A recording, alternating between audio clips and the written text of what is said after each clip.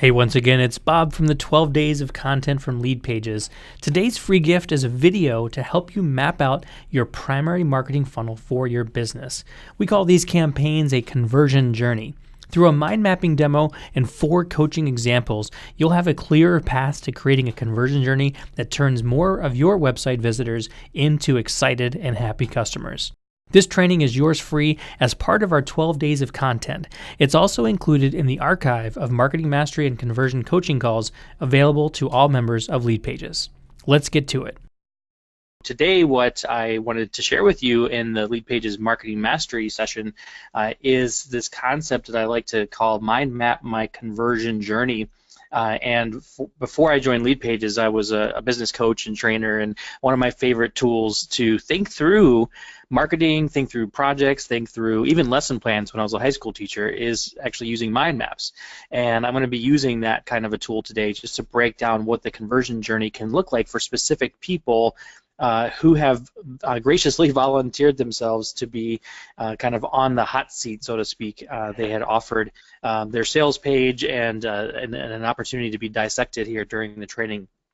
So I've picked 4 of those people, and if we have time, we'll see if anybody who's live with us as well would like to get that get that going. But basically, I want to break down 4 different real businesses, real customers that are here on the call. I want to break down what your conversion journey should look like and help you fill in some holes from where they may be. So how's that sound, Jeff?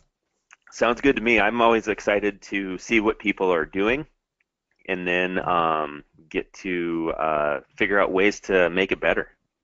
Yeah, indeed. So inside of the GoToWebinar section, there's a little handout. Jeff has already also put this into the HIP chat room. So download this worksheet. This is a worksheet that if you've already been on our conversion journey webinar that Tim Page typically teaches, you should already have this handout. But instead of taking notes on these 5 stages, I want you to use this handout instead for yourself for mapping out your own conversion journey. Okay, so I'm going to assume that you already have either attended the conversion journey training or you will do so to fill in the gap. And if you're not quite sure where to go into Converted You, go near to where the Leadpages Marketing Mastery is, and you're going to see that there is a webinar here for where did we put it? There is a conversion journey webinar inside of Converted You that we put in here. So I'll track it down or have Jeff track it down and make sure that you've got it, because usually it's in this, I think this it's webinar section. in that one, I thought. Oh, weird. Maybe it looks like they redesigned Converted You, so maybe they just moved it somewhere else. You know what it is? I'm actually not signed in. That's the problem. The layout is different for people who are not signed in. So if you go into webinars inside the dashboard, if you're logged in, you will then see the conversion journey webinar, and this is the webinar that we do pretty much each week. You can view the replay. It takes you through the 5 stages. I'm going to do a quick summary of it right now, but this is really good training that you might want to make sure that you dive into. And my task today is to actually take 4 different people's businesses and give real-world advice on how that would work. So download this handout. Basically, what's going to happen is we're going to go over 5 different stages for these particular people. Particularly, we're going to look at how do we tie together the traffic all the way to the sales page. What's that middle activity that you want to plan for as a marketer of your business so that you get more people to download your lead gen asset? How do you get them better treated on a thank you page? How do you follow up with them in an email nurturing sequence and then get them to purchase your product, and have this cycle be as short as humanly possible? In fact, in a perfect world, you don't even have to do an email nurture campaign. You get the thank you page, and then people want to buy right away. Reality is that's a pretty hard thing to do, so we want to make sure that you have those nurturing pieces in place. Okay. So what I have here in front of me is the actual deck that we used during the conversion training. So just a couple of reminders of what this is about. Number one thing is you're going to wind up having a lead generation asset, some kind of opt-in gift, a worksheet, checklist, guide of some kind, and that's going to hopefully be tied directly to the thing that you're selling. One of the big mistakes that most marketers are making is they think of a lead magnet just to get the lead, and then when they go to sell something, they're not really related to each other. So content, make sure it's tied together to the thing that you're selling, so that it makes sense for the person who downloads your free thing to want to buy your actual product or service. Okay, so that's something that you want to make sure that they are tied together. The second thing in your conversion journey we talk about is this idea of a thank you page that takes a new subscriber and obviously thanks them for signing up, but it also gives them the chance to share to get more traffic, and it also teaches your new subscriber to get value out of your emails. So one of the most important things you can do in your marketing as you build out your conversion journey is making sure that there is a compelling reason why people should be opening up your emails on a regular basis, and your thank you page helps to set the stage for that. The third part is, of course, setting up your follow-up campaign, and in the conversion journey we talk about a specific 4-email sequence that you can go over, and I'll be talking about the types of emails I would write for the example businesses that we've picked out for today. And then finally, of course, you have your sales page that people are going to see, and you want to have a really good, compelling sales page that gets people to want to take action to get a solution. Okay. That's since you're on that image, that's one of my current favorite landing page templates we have. Oh yeah, if anyone is wondering, that's the parent blog sales page. Parents blog sales page. Obviously, you can swap out everything, but it has all the compelling elements of a good sales page, right? It's got a really good hero image with a good, strong value prop, so you can get people in the frame of mind of saying, "Yep, right away, I want that." And I think Jeff would agree with me with being a new dad, like I am. Getting the food to be handled in less than 20 minutes and less messy is quite a quite a goal. Anyway, that's the idea behind that kind of a page. Of course, at the beginning of your entire conversion journey is the traffic. So in the webinar that you could go take a look at if you haven't done so recently, we talk about time or money, which do you have more of, and of course we like to take a look at Facebook ads. You can do any number of ways to drive traffic, but one thing you want to make sure of is that the traffic you're getting is appropriate for the rest of your conversion journey. So it's really important as you start out thinking about your own conversion journey, who are you really trying to sell to? Even though your product or service may be available and something where everybody who fogs a mirror could use your product, it's really important that as you're building out your conversion journey, you want to think about your conversion journey for a specific group of people. Age, different demographics like age and gender, marital status, college education, location, religious affiliation, lack of religious affiliation, whatever the case is that makes your ideal client, build out your conversion journey for that ideal person and drive traffic from sources that make that connection really obvious. Otherwise, you're just not going to get a great result. So what I'm going to do now is see if there's any initial questions about that review, and then we're going to jump into a few different people's businesses. I've got Carl, I've got Gordon, I've got Joe, and I've got Mario lined up based on who emailed Jeff back or posted in the Facebook group. And like I mentioned, I'm hoping to do a fifth person if we have time from someone live. And I noticed just now that we have no gender diversity going on right now in our 4 examples, so you get extra chance of getting picked on the live call if you happen to be female, since we do have a few dudes on this at this particular time. But with that being said, any questions in the hip chat, since I'm not able to see it right now, Jeff, that you'd like me to cover before we dive in? Don't see anything yet. So guys and gals, this is the last call for just pre-questions before we get into going over the conversion journey. Last call for questions. Crickets. All right. Yeah, sounds good. Well, let's make sure you can hear us. Who's excited to get their conversion journey ramped up? I'd love to hear a quick yes in that chat, just to make sure everybody's on board with what we're about to teach. Andrew says, all makes sense so far. Yep, excited. Karen says, I'm so ready. John says, yes. Terry, yep, excited. Party on Darth from Carl. Yes. Awesome. Very cool. All right, very cool. So again, the journey, as you're going to build it, is going to be you have your sales page, you have your nurture campaign, thank you page, lead magnet, and traffic. As it's experienced by your customers, they're going to go through and see some kind of ad somewhere or a link from somewhere or an email from somebody, That's the traffic. Then they're going to see the lead magnet, the thank you page, the nurture sequence, and then the sales process. Okay, so I've got this lined up so that we can go through and go through each person's example. So example number one, we're going to do basically go through this. I'm going to take a look at what they've got. This is not a landing page review, although I may throw in a couple tips, but this is really about what are you offering and how can you tie together the pieces from one thing to the next. So first up, we have Carl Kaufman from AmericanDreamInvesting.com, and just a little quick note about what American Dream Investing is all about. He obviously was in the Facebook group saying, you know, party on, party on Darth, which I thought was really funny. And let's take a look at his sales page. So we're going to come over to the browser here real quick, and let's take a look at what he's got. So. And then I'm going to break down, you know, what is he trying to offer. So Carl and his dad Richard, so pictured here, are offering the opportunity for anybody who wants to look behind the curtain and over the shoulder of Richard as he makes trades. Okay, so they've evidently done well in investing, and they're allowing people to see what kinds of trades that Richard is making and his thought process and all that kind of stuff.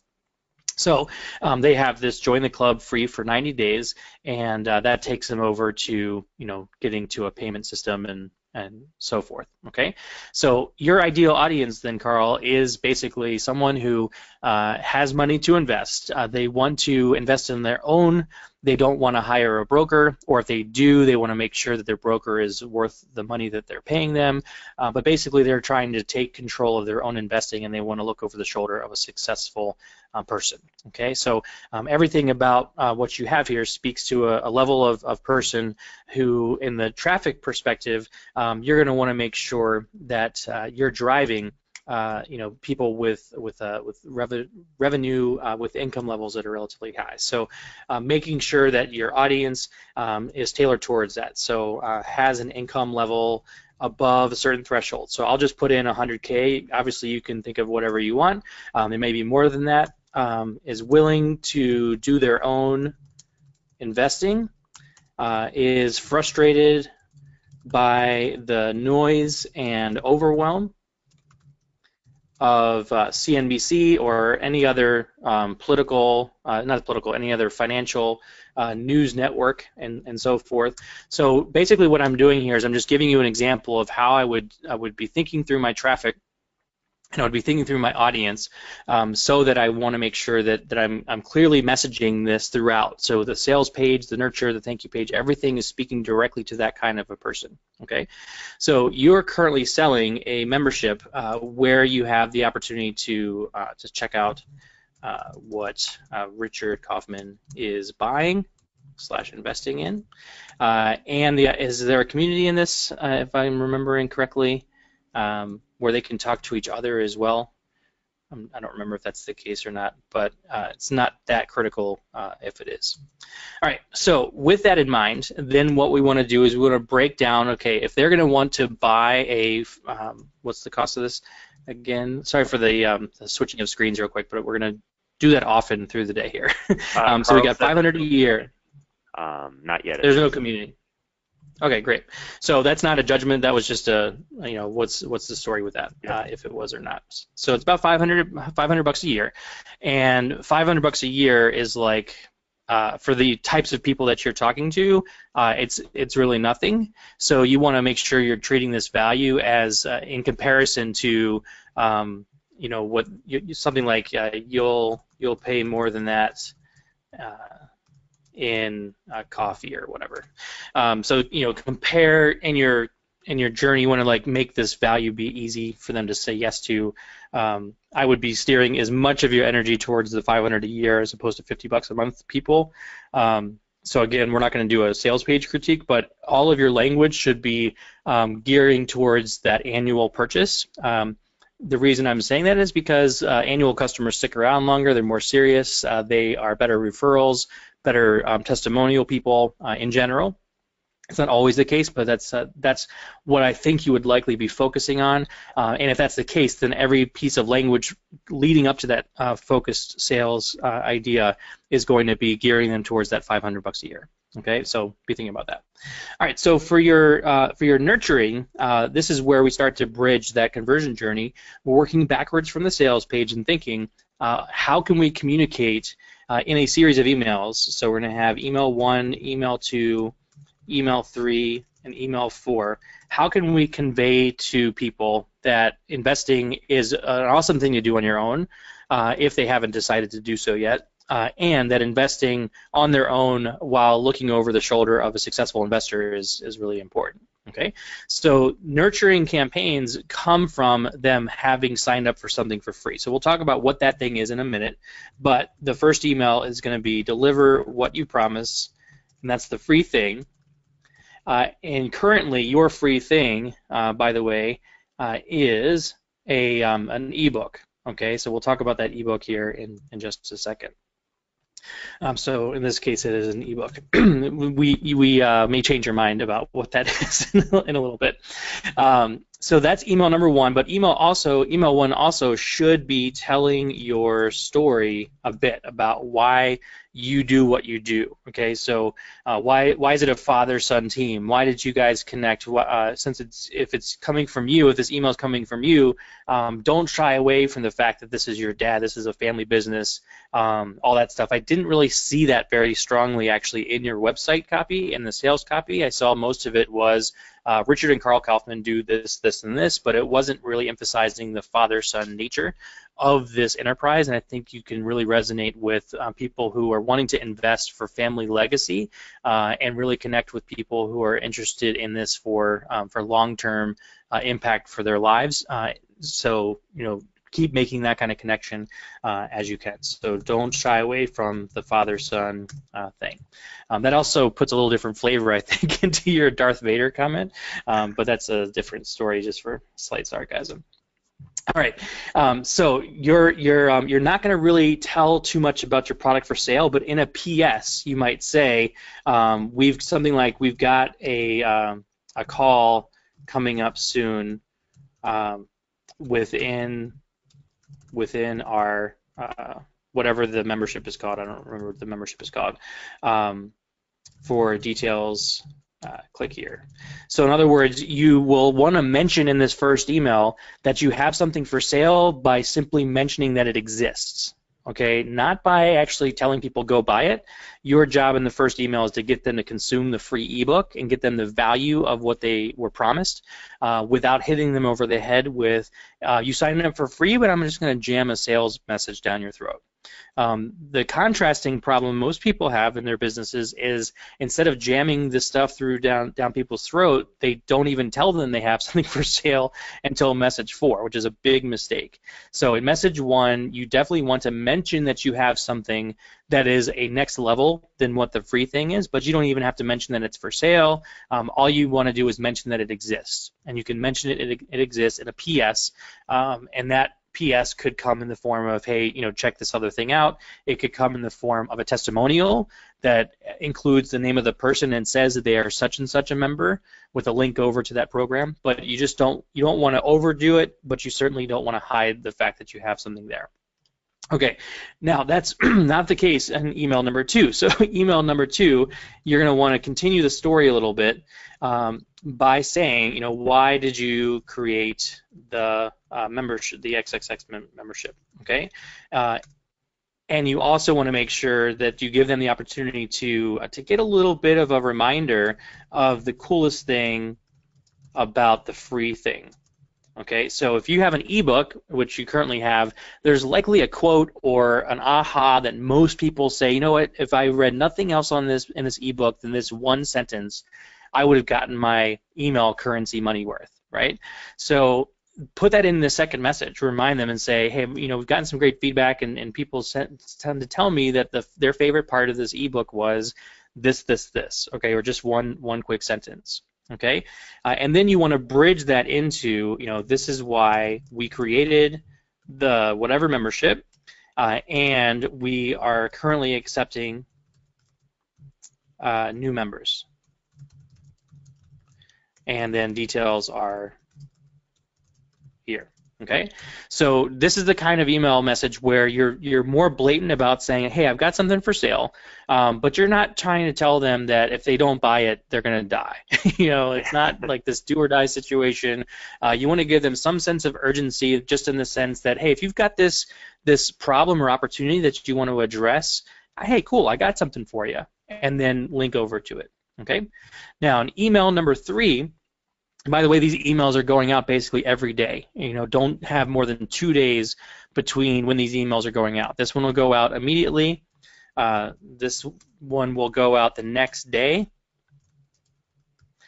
This one will go out 1 to 2 days later, and this one will go out 1 to 2 days later from each previous message. Okay, that means that all 4 of these messages are going out in a week, and the reason you want to do that is because people who are eagerly seeking a solution don't have more than a week to really find that solution, and if you don't offer them and get them to decide within that week, they're likely finding the solution from somebody else. And your job as a marketer is simply to get them to make that decision. Yes or no, do you want this thing that I've got? Okay, and of course, a lot of people will buy later down the road than a week, but most of your business will come in this first 4 email sequence if you do things the way that they're supposed to be done. Okay, all right, so message number 3 is going to be some kind of case study or testimonial. Okay, so some kind of proof, in other words, that says you are able to do what you say that you're able to do, or your product is able to do what you're able to say. In this case, you're talking about being a successful investor. You and your dad have beaten the S&P 500 by a factor of 4 or something like that, and you're able to show proof, but not proof of yours. Okay, this isn't about what you're doing. It's ideal if this is something from your customers. Okay, so you will have told your story and how good you are in these first 2 emails. Now it's time for you to say, okay, cool, we've got all these other members that are already in here, and they've listened to us, and we get this kind of feedback, and they tell us X, Y, and Z. And obviously you want to make sure you have permission to use the case studies. You want to make sure that since you're in financial stuff that you have all your legal disclaimers. Neither Jeff nor I are your legal professionals, so make sure that you have whatever disclaimers you need for the country that you're working in, etc. But nevertheless, tell a customer story, okay? And if possible, a before and after story works really well. So if you have a customer who's able to say, you know what, before I met Richard and Carl, I was on E-Trade, and I was pulling down 10 to 15 trades a month. I was spending $50 to $100 just in commissions on trades that I really wasn't very confident in, and lo and behold, I kind of sucked at it. To be honest, I barely broke even, or I lost money or whatever, especially if they lost money. But then I joined this membership. I was able to not only see what Richard was doing to trade, I was also understanding his thought process, and just one idea helped me to execute 3 trades in a row last month that brought me up 32% or whatever the number. This would have to be real stuff, right? But that's the kind of flavor of a testimonial that you're looking for. Before I had this information, everything was horrible. After I had this information, everything was awesome, and I can attribute a lot of that to my own efforts using what I learned from this program. Okay, that's the idea behind the proof email. And if you can tell 1 or 2 of these types of stories and then link to more stories on your website, then that's great. Okay. Then in this email too, you want to be basically saying, be part of the awesome crowd by joining in. Okay. So now it's your turn, something like that. Now it's your turn to have the advantages that this person has. Okay. So that's the same kind of thing. In anybody's email, anybody watching this right now, you're not in financial investing, the same thing is going for your email number 3. Proof, be part of something cool, and now it's your turn, make a decision. Okay. Email number 4 is going to basically, like Tim Page likes to say, poop or get off the pot. He's also a new dad, but for a second time, and basically potty training is ruling his life at this point.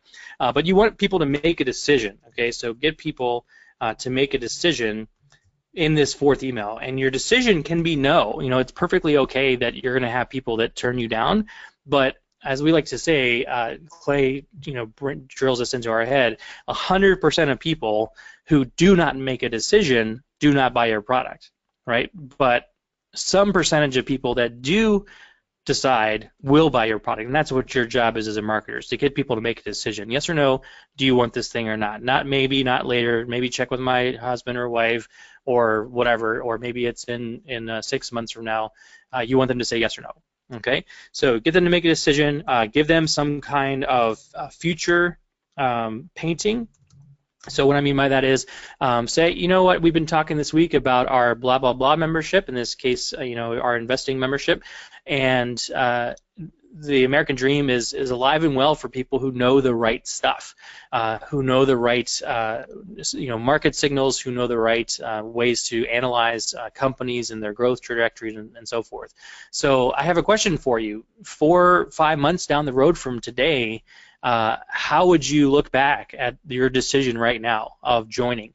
You could say yes, and this could be your future, or you could say no, and you could be jumping back into more free content from me, hoping to glean the same kind of wisdom that members of our club get, but that you're just not able to get. And we'll have, if anything is like we've done in the past, we'll have generated an extra X return. Obviously there's no guarantees, but we're pretty darn good at this, and we would love for you to decide yes, that you're on board. And if it's a no, awesome, no problem. Carry forward on your own. But I just want to make sure that you're making that decision today, because delaying the prosperity for your family just isn't going to cut it. Okay, that's the kind of messaging that you want to have. It's a little harsher. It's a little more direct. It's a little more, not walking around on eggshells trying to get people to buy. And it's also not telling them, look, you're a loser if you don't buy this. Unless your flavor of marketing really resonates with that, which it doesn't for me. Don't paint it that way, but you are painting it as, look, we know what works. If you want to do this on your own, and it's likely it'll be a struggle, great. Feel free, say no. That's cool. I just want you to decide, and we hope that you're on board. And by the way, this is where you also do any kind of reminder about any guarantees. Obviously, you can't guarantee that they will receive any profit in their investing unless you somehow magically are able to do so. But you can say something like, look, I guarantee that you'll be happy with the advice that we give you, that it will be honest, that it will be truthful, it will be in integrity. We won't tell you one thing and do something else behind your back. And if we do, this is the consequence. It could be, here's your money back. It could be, whatever the situation is. And you decide about that. You don't have to give a money-back guarantee. People can always do chargebacks on their own and whatever. But I would remind them, what is your guarantee? Whether it's financial, or you'll get on the phone with somebody, or there's other ways to do it, then you'll be in good shape from there. Okay, so I'm going to stop there for a second, Jeff, and see if there are any questions from Carl specifically about this email nurturing sequence, or from you that you'd like me to clarify. Nothing yet. Nate was wondering if there would be a way to get the mind map. I will likely just go ahead and load this up inside of the Facebook group. I think I'll just save it in there. Okay. As a PDF. I don't see any reason not to do that. So yeah, I think that's a good idea. For everybody else in the HIP chat, I'd love to see, so far, scale 1 to 10, how useful is this to you to be looking at Carl's email sequence specifically, and are you starting to think about how this can apply to your business too? So scale 1 to 10, 1 being this is the worst time of my life, 10 being this is awesome, I can't wait to see more. And then Carl says, amazing so far, what should I use instead of a free ebook offer? Yep, well, as you'll notice, we are about to get to that, so okay. Just hold on for just a moment. And then but Chris was wondering if we have a swipe file for the 4 emails that you were referring to? Not quite, but if you are a member of DRIP, we do have those email campaigns, and there's a good, starting point for that. But what I just walked you through was what I would specifically do for this investing portfolio kind of concept. But so there is no swipe for that. But inside of DRIP, we have those campaign blueprints where you can, access at least the starting points of an email series like this. Perfect. 10. How's the score? Yeah, I'm only seeing 10s, so looks like we're good. Perfect. Perfect. All right, thanks. And I'm not looking for like, rosy things. I just wanted to make this valuable for you. So if you want anything different, please make sure that you chime in. All right. So with that email nurture in place, and by the way, the email nurture being in place does mean that you're going to have more than one of these email sequences depending on all the different offers you may have. You may have a different lead magnet. You may have a different email sequence for it. You may have a different product for sale. Each product you sell, should basically have the same kind of thing. Okay. Now, before I continue, I'm going to go ahead and save this because it would be terrible if this was somehow lost in the middle of the presentation. That would not be cool. All right. So in our conversion journey, if you remember from our handout, we hopefully you're taking some notes on this. We're now ready for that thank you page, and I want you to be thinking, what could I say on my thank you page to get people to want to say yes to it? Okay. Now, for me, your job, we don't know yet what you're giving away for free. We're going to talk about that in a second. But your job on the thank you page is to get people who have signed up for that free thing to want to open up your emails and to want to trust you. Now, it's critically important because, Carl, you are involved with financial investing and money at high dollar amounts, hopefully, for the kinds of customers you're attracting. They have got to trust you in an instant, right? They have got to feel like you have their interested heart by showcasing and being transparent with what your own interests are. So on your thank you page, you want to make sure that you tell a little bit of your story. So tell short version of your story and why it's important to consume the free thing they asked for. So your thank you page, what I'm trying to say, is going to be a little bit more in depth than the average person's because you're dealing with something where trust is at an even higher premium than a normal thank you page. Okay, so ideally this should be a video. Okay, and I know you have video on your initial page. You may have a video on your thank you page. I didn't sign up for it just yet, so you may already have that. But if I were doing this thank you page, I'd have a video on there that was from both of you, and it would be starting from you. It basically would say, hey, it's Carl from American Dream Investing, and my dad and I are excited to have you start your journey towards financial independence and taking control of your own investing. This report, this guide, this checklist, whatever it is that we're going to talk about, is your first step towards that. The reason I'm using this language of this is your first step is because you want to make it implied that there are more steps to take, right? That this is just the beginning of a journey. We've got more for you, but you're not actually deliberately telling them about that. Okay, so this is your first step. And then you also, on this page, include the opportunity for people to share this with other investor colleagues or friends, okay, so that you can get some extra bonus traffic from that particular page. All right, now let's talk about that lead magnet. So that lead magnet is going to be the critical piece that I think you're missing right now. So let's take a look at what you've got right now. So let's get back up to your little slide here, and you've got this ebook sign up page. And when I go over there, to be honest, I'm not very impressed yet. So I hope that you can handle a little bit of review. When I'm doing a free thing, a free report that tells me how a scientist consistently beats the market, I don't know what that is really. I don't know why can't a scientist beat a market? That seems like it would be an average thing that a scientist could win. There's not a lot of detail on this page, so I don't quite get it.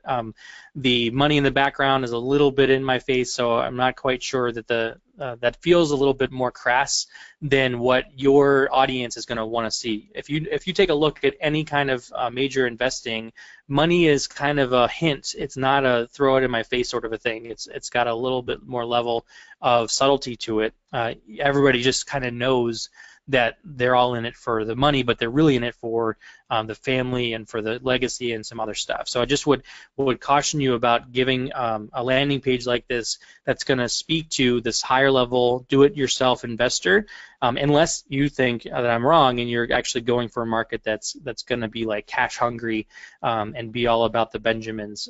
That's just for me, it feels a little bit out of whack for who the rest of your website is talking to. Okay. Now, that being said, one of the things that I'm interested in is taking a look back at your original kind of website for a second. When we talk about the club that you have, the private class members and everything, basically they're getting a chance to look over the shoulder of what Richard has done for investing, right? So what if you gave an example of one of your past sessions with your members? If it's a video, a webinar, or if it's just a newsletter, give them the issue that was last month.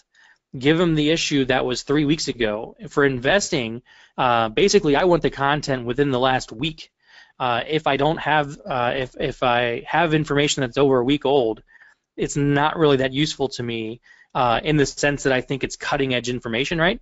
But if you could give one piece of content that's within the last 30 days that for a new person coming to you could say, this is really great advice.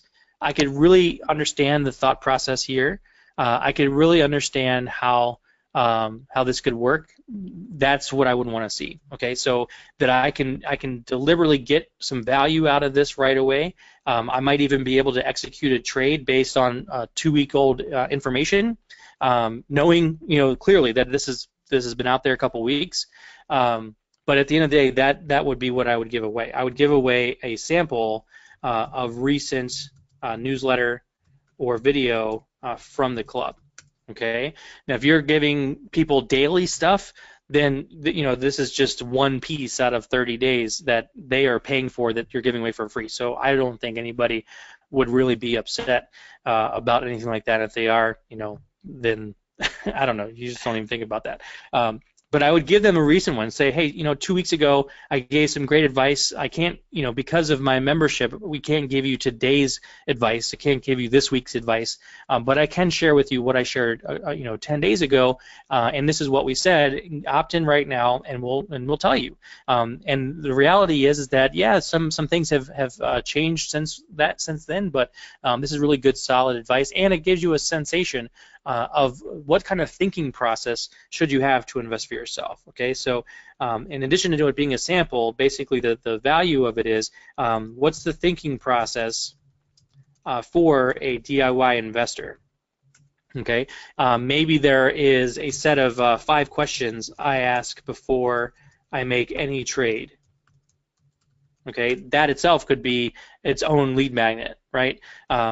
Scientist reveals the 5 questions he asks before making any trade, and then parentheses, that's resulted in beating the S&P 500 by X amount. So in other words, if you just tell me on your landing page that you've got some kind of story to tell me, I'm not going to be convinced. I'm not going to be excited about it. But if you can tell me that I can replicate your success by asking a couple key questions, that's pretty cool. I would love to have that kind of information in my head, and I'd be able to get started.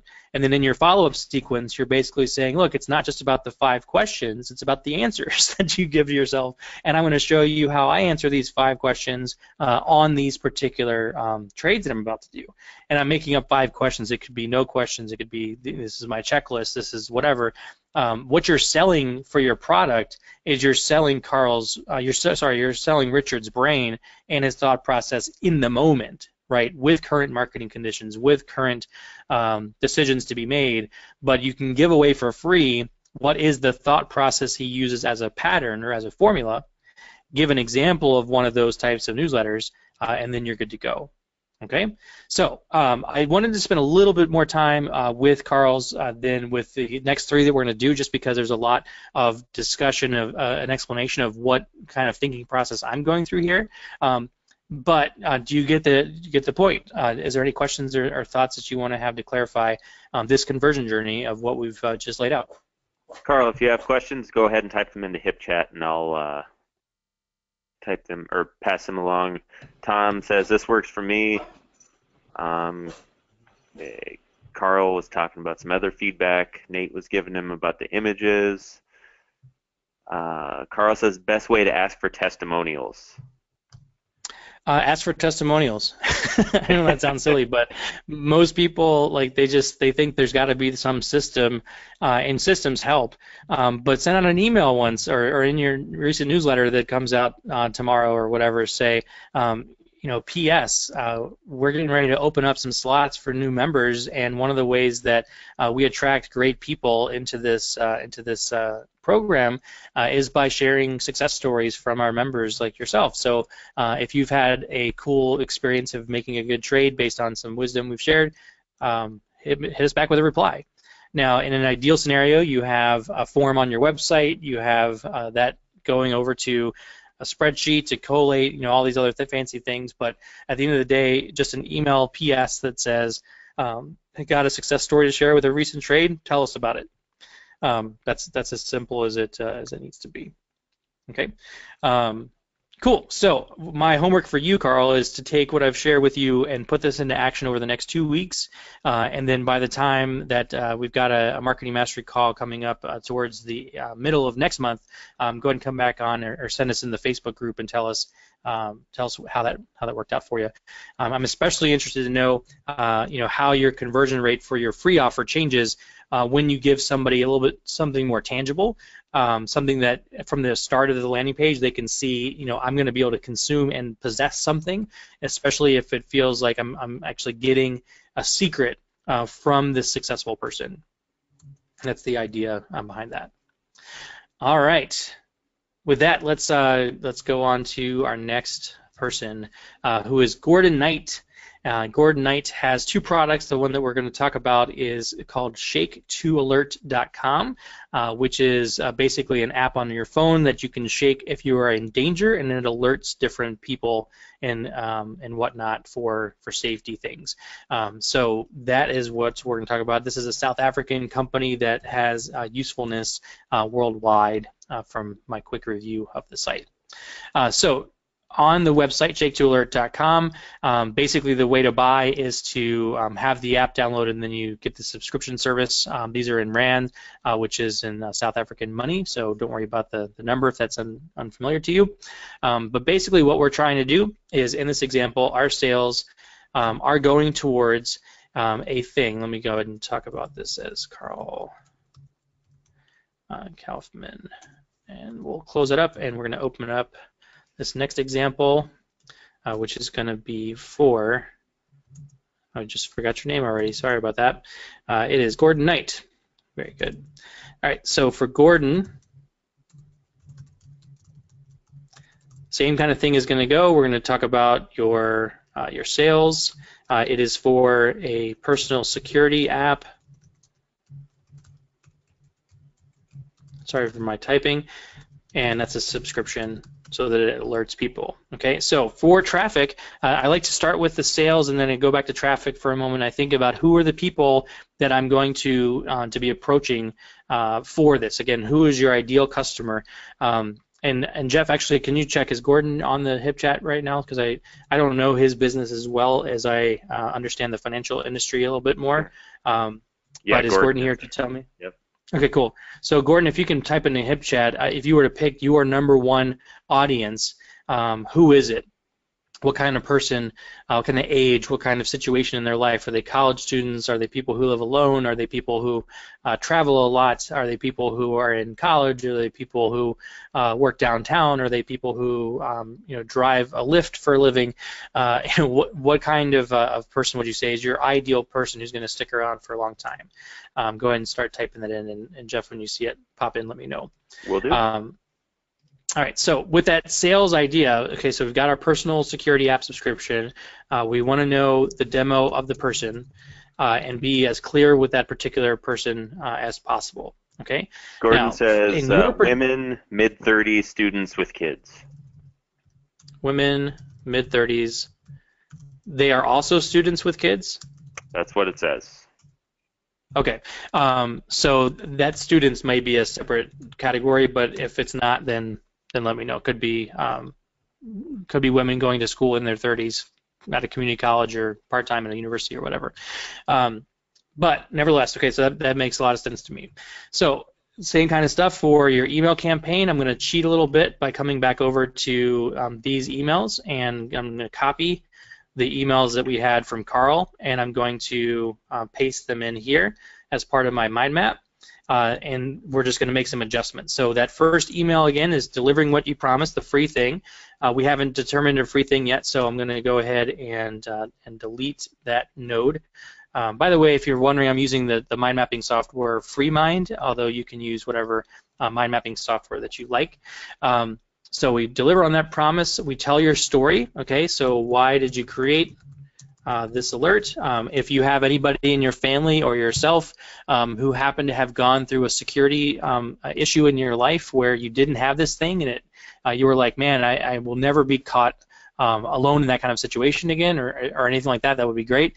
If you don't have that kind of personal story that you can tell about your family, you know that the media is always talking about people who are in unsafe situations. Unfortunately, we live in a dangerous time in particular situations, etc. So you can relate to that. So basically, what was the compelling reason why you started up this business, or why this business was started up if that wasn't you? Okay. Now your PS in your case is going to be something like we have an app for that, and then just a link to the app. Okay. So and it could be the case, by the way, that you're giving away the app for free as a lead magnet, but that's not what I would encourage you to do. That may already be found on the App Store. We're going to be talking about something a little bit different. Okay, but tell your story, deliver what you promised, and we haven't talked about the free thing yet, but that's the essential piece of it. Okay, now in email number 2, continue that story. Why did you create the software? And this is just a little bit more in depth, or you could do something like how your app has helped people in X ways. Okay, remind them about the thing that they downloaded. Talk a little bit more about the thing that you created. Just we might have already done in message number 1. So we're going to go ahead and remove that from this particular email. Remove this one as well, and then we'll talk about the details of the security issue. Okay, email number 3 is going to be same kind of thing. Proof. Case study, testimonial, something about customers, something about how they used this app, they used your software, they were able to get alerted in order for them to be safe. And it's interesting because you're gonna the one trouble you're gonna have, I think, as I think about this, is the drama of when things go wrong, and the peculiar nature of our brains to kind of not give as much value to when things go right. Right, so if you think about Schadenfreude is the German word for this, we drive down the road and we're like, oh my God, look at that accident. I hope they were wearing their seatbelt, but then that's the thought process. When you go down the same road and somebody like harrowingly misses the accident, 5 hours later you don't think to yourself, man, that person who drove through that spot and missed the accident must have had some high-speed training, for maneuvering a vehicle. You just don't even remember it, right? So your dilemma is going to be how to counteract that. So you're going to be able to talk about safety in a way that gets people to have to take action. They have to take action to prevent some kind of thing from happening. That's a very difficult thing to do in general. So this is why I imagine that you might be having trouble in coming up with a good lead magnet for it. But nevertheless, that's what we're going to do. Okay, so that's email number 3, and then email number 4 is going to be, again, hey, don't wait any longer. Paint the future. Hey, you know what? A week from today, I hate to say it, but the possibility is you could be in a parking lot late at night, coming out of a grocery store, and such is approaching you, and fortunately, you either have this shakeable phone that's going to save your life, or not. And I hate to be, the bearer of possibility here in the negative, but that's the reality of the world we live in. So I'd love for you to be safe. I'd love for you to be able to have yourself in situations where you do get to be safe, and then go from there. If you have any guarantees, again, remind them of that same kind of process as what we talked about before. All right. Any questions or thoughts on the emails nurture sequence for this particular one from Gordon? Not from Gordon. Nate was basically kind of summarizing and just making sure he had it correct. He says, so the PS is the CTA, and then the body of the email is the storytelling. That's an email one. Yep. Yep. That's an email one. That's what I would do. You should always have a PS just because they're nice flavor enhancers for an email, and they're a way to remind people of like what's the core thing you want them to do. But you don't have to do that. It's just a good thing to get in the habit of doing. And then Holly says, so number 3 is the why. Number 3 is the proof. The why is going to be throughout. I'd say email 2 is going to be a good component of why you do this. Email 3 will have why you do this and why they should buy. Email 4 will be more why they do this, why they should buy, what would happen if they don't. Obviously, in Gordon's case, it's not really cool for you to say, if you don't buy this, you will be raped in a parking lot. Like, that would be horrible. But you do want to say something like, you could be in a situation that you can't predict, and I just would hate for you to be in that situation without a safety mechanism like this app. Okay, so that's the way I would look at that. Okay, your thank you page, just like I talked about before with Carl's, would be very similar in the sense of thanking them for downloading the lead magnet, and getting them to want to share this with other people. So get them to their inbox to get the thing, and also to share with others, so we can make the world a safer place, kind of thing. And then that's it for the thank you page. The lead magnet, now let's talk about that. So for your ideal customer, let's talk about women mid-30s with kids. I'm going to assume that this is a conflation of things and just say that we're going to talk about women mid-30s with kids. And students in college would be a different group. Okay, so for this idea, okay, let's paint a picture. What would a parent of a, say, 5-year-old, that let's just even go further. This is somebody who has a 5-year-old and an 8-year-old. They drive a minivan. I don't know about you, Jeff, but I'm hoping that we can avoid the minivan for as long as possible. Totally. But think about all these characteristics of that, and then your lead magnet is going to be something like how to be safe. What are some things that you can do? So in my particular situation, it might be something like 5 gadgets to have in your purse to defend against the unthinkable. Okay, so this is the kind of lead magnet that we talk about as a resource guide. A resource guide talks about the essentials of some kind of thing you want to solve. You identify a problem, and you have 5 things that can help solve that. Resource guides work really well because people want to know how do professionals do the thing that they do. In your case, you're talking about 5 gadgets that maybe law enforcement encourages people to have. Maybe it's self-defense classes all talk about these 5 gadgets. And one of your gadgets, okay, so gadget number 5 is going to be your app, okay? But the other ones could be pepper spray, it could be a whistle, it could be whatever other things that are actually competitors to your product, right? But that people will find that they are likely, if they feel like they have them, they will feel like they have at least some amount of safety. And here's a little tricky thing of your mindset I want you to get out of. If you're in it, I'm making an assumption because I've coached a lot of people who have this assumption. If in your lead magnet you talk about things that people could buy as alternatives to you, you may be worried that they won't need to buy your product. They may feel, in your case, safe enough that they don't need it. But what you're trying to do is you're actually meeting people where they're at before they know your product even exists. Okay, so through Facebook ads, through Instagram, through whatever else, you're going to be able to showcase this lead magnet as saying, hey, you know what, if you want to stay safe, here's 5 gadgets you can have in your purse that'll keep you safe against the unthinkable.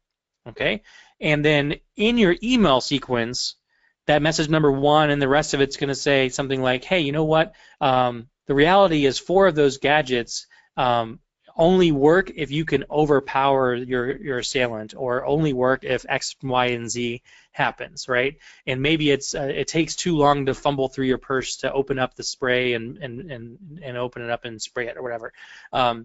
But when you have a phone that's already in your hand because you're walking to the parking lot texting your friends, if you can immediately shake it, that's the kind of language you can use in the lead magnet once they've downloaded it, right? But the idea of them wanting to join your list is going to come not from them wanting your product for sale, but them wanting to solve a problem, which is safety in a bad situation, right? So give them 5 gadgets to have in your purse to defend against the unthinkable. Still talking about negative futures, which is a difficult thing to do and do well, but that's the kind of thing that I would offer for a lead magnet. And Gordon says, that? Should we do 5 safety apps? It's up to you. I would think to test both of those and see which one gets more conversions, and then not only opt-ins on the front side, but which ones convert to sale later. But I think if you there's a couple things here. Number one is if you do say apps, you are targeting people who are used to using phones and apps on a phone, which is a good ideal person for you. But at the end of the day, those apps may be too competitive to where they wouldn't necessarily want your product. The thing I like about physical gadgets, in addition to, hey, you could use your phone as a gadget if you have this app on it, is that those are 5 very different things, and I would feel like I could choose which one of them I would want to use. I don't feel like I have to use all 5. I can pick one, and through your language of your lead magnet and your nurture sequence, you would be laying out the case that your phone app is the number 1 thing to actually acquire. Also, think about this: if you are doing traffic and you're trying to do an app, make sure your Facebook targeting is for iOS users and Android users, and maybe do those separately and see which ones convert. But you can actually target, that they have a cell phone, that they have an iPhone even, or they have an Android device or whatever. By targeting that specifically, you're more likely to get people who are ready to use apps. So be thinking about that in some particular way for part of the targeting that you have there. All right, any other thoughts or questions about that? Gordon says, great, love that idea. Otherwise, we've got them all. All right, cool. So again, I'll do a quick scale 1 to 10. How well does Gordon's example that I just broke down for you apply to you, that you got a good sense of direction that you could apply for your business? I'd love to know where you're at for that before we go to the next person. Carl says 10. Gordon says 10. Jaffa says 10. Richard 10. Very good examples. Yeah, looks like everybody's digging it so far. Chris says 10. Everybody's on board. Very good. All right, so I am working from home today, so there's a dog that's barking in my house, so I apologize for that extra bit of noise. Nevertheless, let's go over now to Joe Moore. Joe Moore has a very cool business of NativeAmericanTea.com here in the United States. I believe I saw South Dakota, so not too far from us here in Minneapolis. And let's take a look at what he is offering and this website, so NativeAmericanTea.com. All right, so he also has a wholesaling business, so anybody who's going to want to do BigCommerce or Shopify stores of tea could always hook up with him for wholesaling, but we're going to address the actual end game of the e-commerce store here, which is selling tea, selling tea and various ingredients of teas and stuff like that. So this is a BigCommerce store. You could do a similar type of thing with Shopify. You can also use Leadpages as a selling front door for any one of these particular for any one of these particular items for sale. Okay, so but basically what is for sale right here, very simply, is tea that is here in the United States. So tea grown in the U.S., most likely in South Dakota. Okay. So your job is to sell more tea. How can you get people to want to get more tea? How can you get that same email sequence together? I wanted to use this example because we always have a lot of e-commerce people. They're like, well, that's great for your information product story. What do we do for those of us that have physical products? So I'm glad that we're going to get a chance to talk about that. All right, so instead of going through the nurturing of the email, let's talk first about the lead magnet. I want to go backwards now and talk about this from the other direction, just for sake of thinking about it differently. You don't have to think these things through in any particular order. We find it's usually good, from the front to back.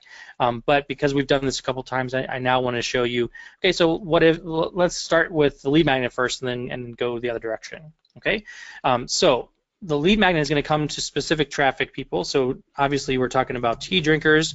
We're talking about people who might not be fans of Starbucks or some other type of major coffee shop, right?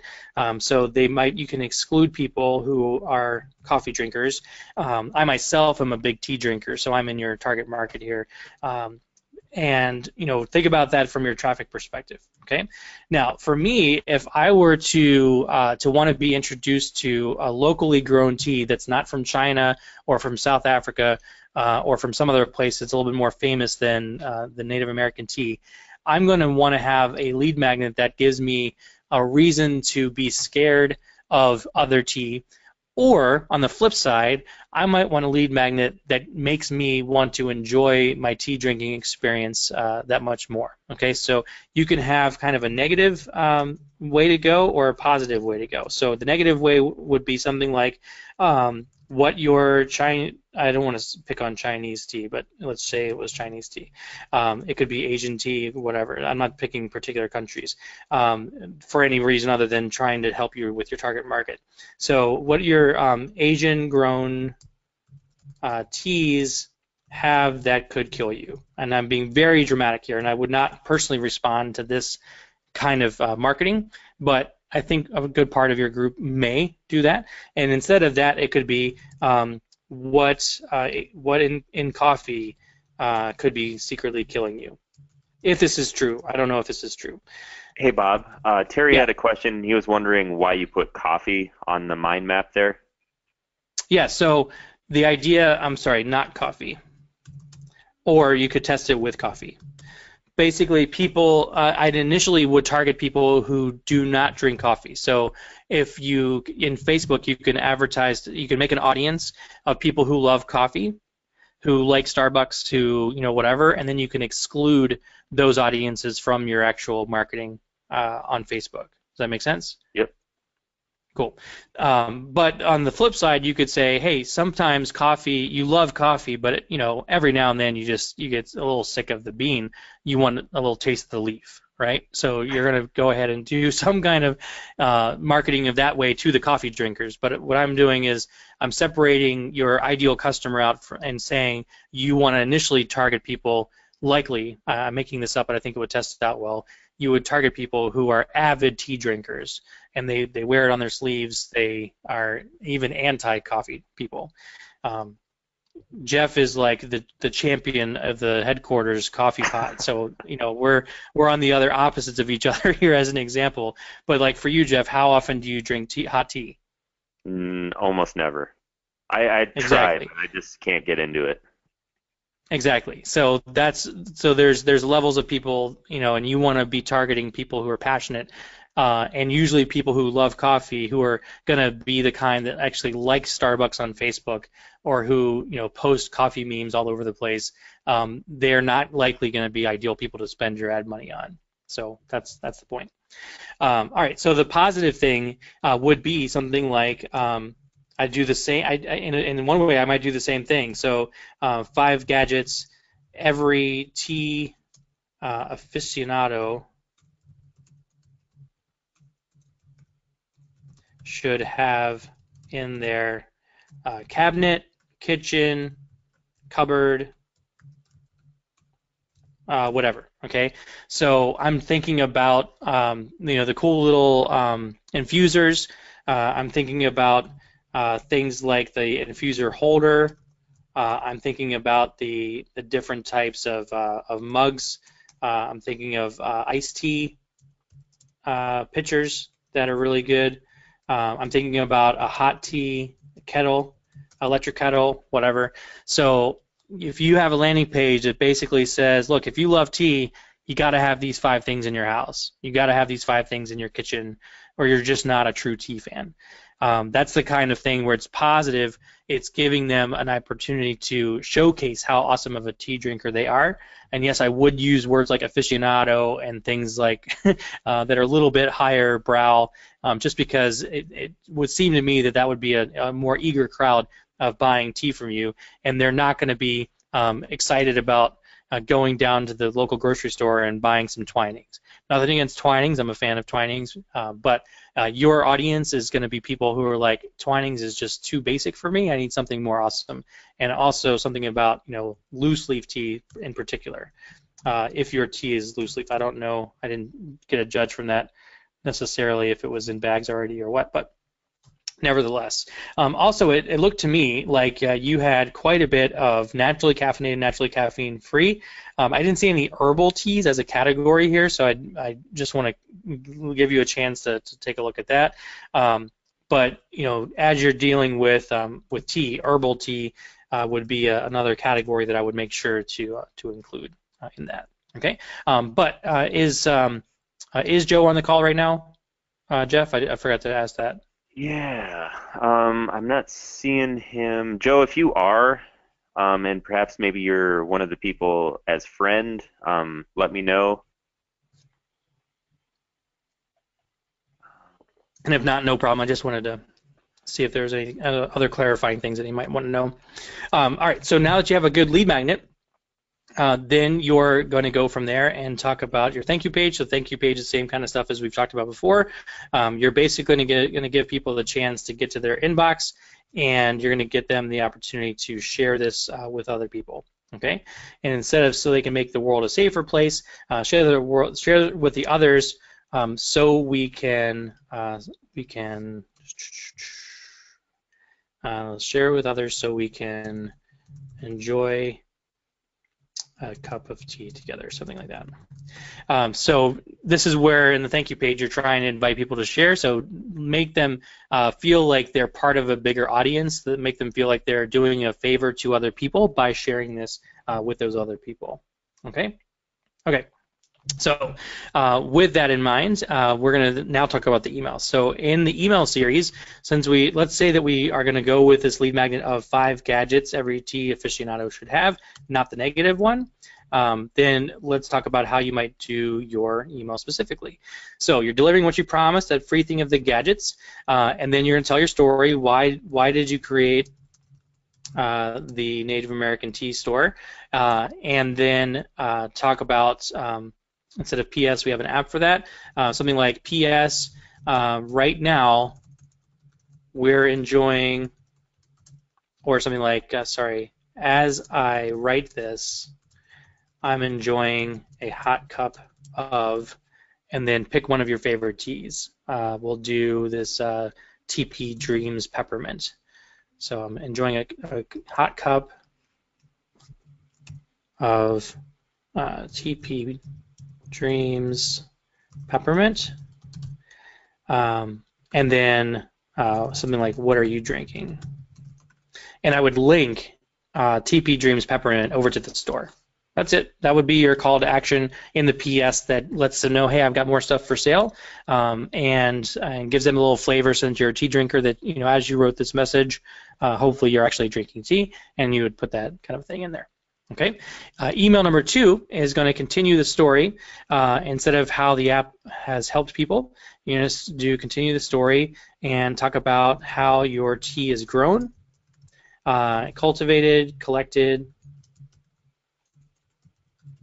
etc. And then what was the coolest thing from your kitchen gadgets? Okay, so remember that in the lead magnet we talked about having 5 gadgets every tea aficionado should have in their cabinet. So this is where you might say something like, hey, there is this really cool infuser, and actually I don't remember if you're selling gadgets for yourself. You're selling tea, no gadgets, right? So you might have an affiliate link to these from somewhere else, to Amazon or whatever. But nevertheless, talk about the coolest thing, because you want to get them to make sure they've consumed the product that they had. Okay, so then what you want to do is you might want to, in your case, you might tell the difference between herbal versus non-herbal teas. You might do a story about caffeine versus non-caffeine. And I know I before E except after C, and sounding in way, as in caffeine. And then instead of the details here, you're going to talk about your store. And I think in your case you have a discount, if I remembered right, for your newsletter. I'm trying to remember if I saw something like that. Yeah, 10% off on your newsletter. Newsletters, by the way, are not very strong as a call to action for opting in, for joining a list. So I wouldn't even say join a newsletter today. I would have prominently save 10% on your first order, and then that's how they join your newsletter. But if you do have anything about a newsletter, talk about why it's important. Newsletter has, we're going to talk about recipes. We're going to talk about blending teas together. We're going to talk about famous tea drinkers around the world. I don't know. You just spice it up a little bit more besides deals. Most e-commerce store people I find are trying to only deal with coupons and deals. And yes, we live in an age of Groupon and all that stuff, and deals are going to be in part an important element for you to consider. But you're trying to build a brand around somebody saying, I always buy my tea from Native American Tea Company. And that's just not going to be done simply by getting updates and coupons. Okay, so be thinking about that. Oh, I love that you have gluten-free tea, by the way. I just noticed that in the browser tab. All tea is pretty much gluten-free from my understanding, but maybe I'm wrong. Nevertheless, that's pretty funny. Way to ride that craze of gluten-free status. Sweet. Bob, are you still there? Oh no, I think we lost Bob again. Hey Bob?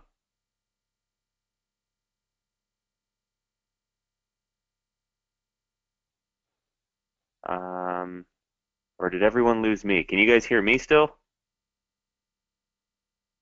All right. Of their favorite novels with your cup of tea next to you, etc.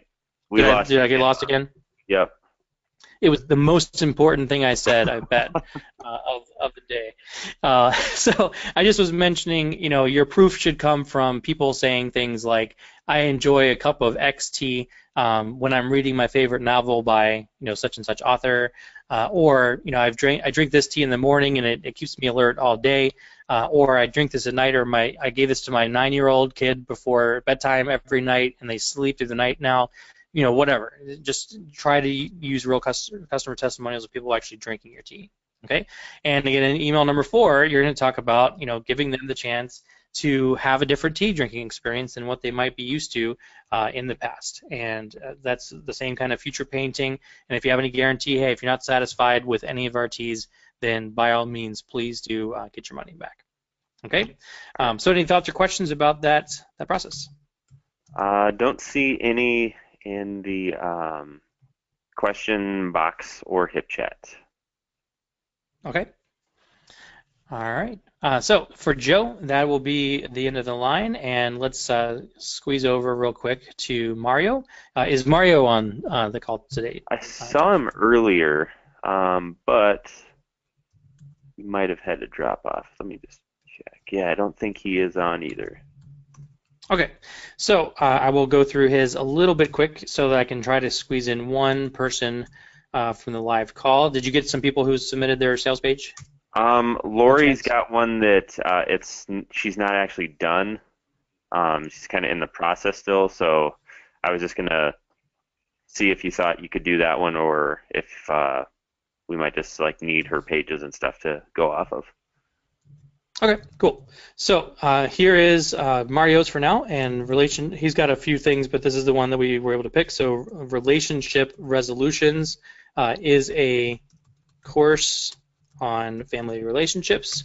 And he, according to this video, is talking to couples, people who want to build a stronger marriage or build a stronger relationship in some way, and that's the kind of storyline, right? So with that in mind, we're talking about the traffic again, the audience.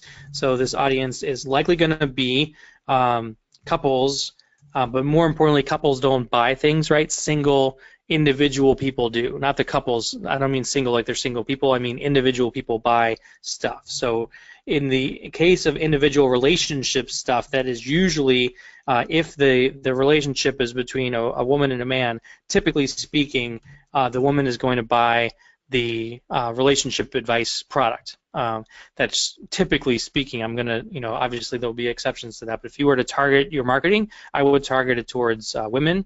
If you're targeting heterosexual couples, that's what I would do. If you're dealing with non-heterosexual couples, and obviously you would treat your targeting a little bit differently. But I'm going to make that assumption from the start of what this product is for. All right, so same kind of thing. You've got relationship advice. You have ideas on building up stronger things. So you're going to do a lead magnet here. In your case, I think you said that you have a lead magnet. Let's see what you've got. You know what? I forgot to test. When I copied this over, I didn't get Mario's free thing that he had to offer. So I won't be able to check in on that. If I were dealing with relationships, the kind of people who are dealing with relationships where they're going to want your product, they're not in dire straits, right? They're feeling like they just want to put a little bit more pizzazz in that relationship. I didn't get the sense from looking over your material that you're trying to save people from divorce or you're trying to rescue failed marriages or anything like that. Instead, it seemed to me that you're dealing with people who are more at a plateau, and they just want to recapture that fire that they had in their first year of courtship and dating, and maybe their first year of being married or something like that. So in your lead magnet, my brain goes to things like some gadgets or some things to have around the house for conversation starters, or for maybe it's even this is going to be really fun. Let's do a template. This could be terrible. So this is just purely off the top of my head, but let's play with it for a second. So a template for balanced home life. So what I'm talking about here is like the chores and the honey-do list, okay? Things of that nature. So someone who's likely a good candidate for buying your product is likely starting to feel like they're not having their partner carry their weight around the house in some way. It could be taking care of the kids, it could be taking care of the house, it could be working, it could be financial, it could be any number of things. So what I would recommend for you to think about, and again, this might be terrible, but having a little house spreadsheet, which spreadsheets aren't normally that attractive to women as a stereotype. It's not always the case, but that's so instead of a spreadsheet, you might call it a grid. It's just a term. It's just the term that gets thrown around that's different. So it could be a grid, it could be a checklist, it could be the honey-do list or whatever. That could be one type of lead magnet. So the point here is that whoever is trying to get this solution of a relationship to be repossessed, they're going to likely have some kind of status quo of their relationship that they're just not happy with.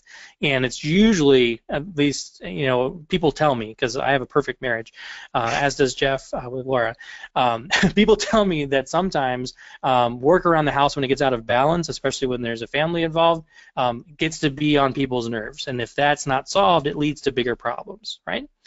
So that could be your template for balanced home life. You could also do something like a template or spreadsheet for family finances, because again, people who are wanting to rekindle their relationship likely are having some kind of stress around finances or around some kind of imbalance of some kind, perceived or real. So that's the kind of lead magnet I would give away. I'd give something away that is a printable thing, a downloadable thing, or something on the computer where they can just fill it out and they can have a conversation with their spouse about that specific thing. And even better, as a lead magnet, somebody who's in this situation, they may not think that they need to talk to their spouse yet. They may think it's all about them, which is usually not the case, but that's their thinking process at the time that they're coming across your material. So you can say to them, if you're thinking like life is out of balance, you can do these 5 things, or you can use these 5 things. You can use this template, or you can use this checklist, or you can use this like quick self-assessment for, are you in great shape, or are you underwater? You know what I mean? This kind of self-reflection. And then in your email series, your thank you page is going to be the same as what we've talked about before, but in your email series, you're going to then be able to communicate to them, hey, look, here's the free thing I gave you, and along the way, I'm going to tell you some more things, some more secrets about relationships that my wife and I have figured out over time, and that we'd love to share with you, and we've got these relationship resolutions in order to help you with that. Okay, so I'm not going to spend too much time more on the actual emails here, just because we're getting short on time, and I do want to answer a couple of questions you may have. But the same kind of stuff would apply as what we talked about before. Deliver on your promise of the free thing. Tell your story. So instead of it being an alert, it's going to be, why did you create this free thing? Why did you create the why are you excited about helping people with their relationships, etc.? And instead of we have an app for that, we have a program to help couples ready to thrive again, or something like that. Okay, continue the story, how it's helped people, why you do it, all that kind of stuff is the same as what we've talked about before. What's the coolest thing about your thing that you gave away? And then talk about your relationship building course. Then proof for those couples from one thing to the other. And then for email 4, make a decision, paint their future, and offer that guarantee.